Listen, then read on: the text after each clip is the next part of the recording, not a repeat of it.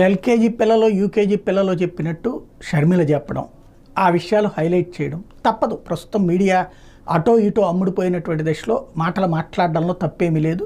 కాకపోతే షర్మిల అమాయకత్వాన్ని ఎలాగ ప్రొజెక్ట్ చేశారంటే, ఆవిడ ఈటీవీకి ఇచ్చిన ఇంటర్వ్యూలోనట వైఎస్ మరణానికి రిలయన్స్ కారణమని జగన్ అంటే నిజమే అనుకున్నాం, వివేకాచ్యులో చంద్రబాబు హస్తం ఉందన్నా నమ్మాం, సిబిఐ ఛార్జ్షీట్లో వైఎస్ పేరు కాంగ్రెస్ చేర్చిందంటే కూడా వాస్తవం అనుకున్నాం, అవన్నీ అబద్ధాలని ఇప్పుడు తెలిసిందంట.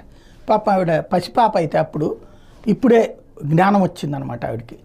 అంటే అవన్నీ పశ్చాత్తాపడుతుంది.